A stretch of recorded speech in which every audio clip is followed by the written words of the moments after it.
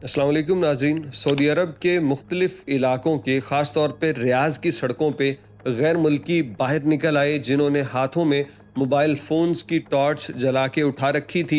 मुख्तलिफ़ स्लोगन्स ये बोल रहे थे और इकट्ठे यकमुश्त होके एक आवाज़ में बड़े बड़े नारे लगा रहे थे। इनका बाहर आना यूँ लग रहा था जैसे कोई बड़ा भूचाल आ गया हो। और बहुत बड़े पैमाने पे जब ये मुख्तलिफ़ इलाकों में निकले तो पुलिस और सरकार भी हरकत में आई। अब तक 11 गैर मुल्की पकड़े जा चुके हैं। इनके पकड़े जाने की वजह क्या है, ये बाहर क्यों आए और इसमें बाकी नेशनैलिटी होल्डर्स के लिए क्या पैगाम है, तमाम चीज़ें एक बार फिर याद दहानी के तौर पे आपके सामने अर्ज़ करेंगे। सबसे पहले कुछ वीडियोज़ हैं जो रियाद से मौसूल हुई हैं, ये वीडियोज़ देखिए फिर बात करते हैं।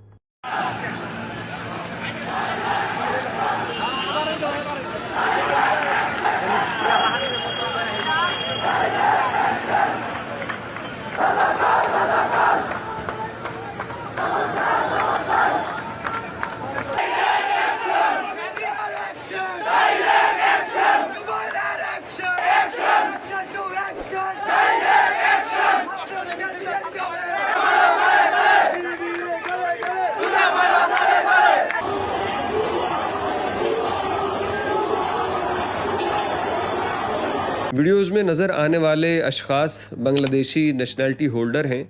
ये तमाम लोग इस वक्त रियाज़ में एहतजाज कर रहे हैं बांग्लादेश की मौजूदा हुकूमत के ख़िलाफ़। और इसमें अगर आप नहीं जानते तो बता दें कि बांग्लादेश में इस वक्त सूरत हाल बहुत बदतर हो चुकी है। वहाँ पे हुकूमत की जानिब से तलबा के ऊपर बड़ा तशद्दुद किया गया, पुरअमन मुज़ाहिरे हुए और उसमें भी अब तक तकरीबन सैकड़ों या शायद हज़ारों तक ये तादाद पहुँच चुकी हो। लोग जो हैं वो रियासती जबर की वजह से कत्ल कर दिए गए, वो अपनी ज़िंदगी की बाजी हार चुके हैं। और ये सब कुछ हो रहा है बांग्लादेश की जो मौजूदा वज़ीर आज़म हैं उनकी ज़ेर निगरानी, उनके हुक्म पे और उनकी मर्ज़ी से ये हो रहा है कि जब भी कोई एहतजाज करता है वहाँ पे बड़े सख्त तरीके से उसको कुचल दिया जाता है। तो वो रियासती जबर था जिसके ख़िलाफ़ तमाम बांग्लादेशी मुत्तहिद हो गए और उन्होंने यहाँ पे सऊदी अरब के अंदर उस पर एहतजाज किया, हसीना वाजिद से इस्तीफ़े का मुतालबा कर दिया और इस तरह से उन्होंने सड़कें भी ब्लॉक की।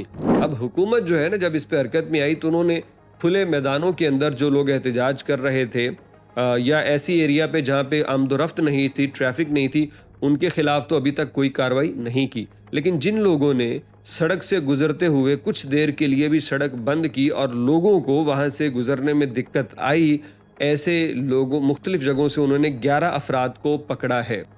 11 बांग्लादेशी इसलिए गिरफ़्तार हुए हैं क्योंकि इन्होंने सबसे पहला जुर्म ये है कि इन्होंने ट्रैफिक की रवानी में दिक्कत डाली और लोगों को गुज़रने में परेशानी हुई। अब जो दीगर जराइम इनके ऊपर लग सकते हैं दफ़ात, वो ये हैं कि सऊदी अरब का ये उसूल है कि हम अपनी सरज़मीन किसी मुल्क के ख़िलाफ़ इस्तेमाल नहीं होने दे सकते। अब हम भी जानते हैं कि जो बांग्लादेश में हो रहा है वो गलत हो रहा है, लेकिन ये गवर्नमेंट क्या कहती है कि जब तक वहाँ की हुकूमत है, हमारे उससे ताल्लुक़ हैं, तो यहाँ सऊदी अरब में बैठ के वहाँ बांग्लादेश के ख़िलाफ़ कोई बात नहीं कर सकता। ना सिर्फ बांग्लादेश की हुकूमत बल्कि अवाम के ख़िलाफ़ भी। यानी जो हसीना वाजिद के अगर कोई सपोर्टर हैं सऊदी में तो वो उसके हक़ में रैली भी नहीं निकाल सकते। तो सऊदी अरब कहता है कि हमारी ज़मीन पे नो पॉलिटिक्स, नो स्ट्राइक्स, पुरअमन हो या जिस तरह की भी हो, हम इजाज़त नहीं देते। अगर हमारे रिलेटेड बात है तो हम तक इदारे मौजूद हैं, बात पहुंचाइए, बात सुनी जाएगी। अगर आप एहतजाज करेंगे, नारेबाजी करेंगे तो कानून हरकत में आएगा।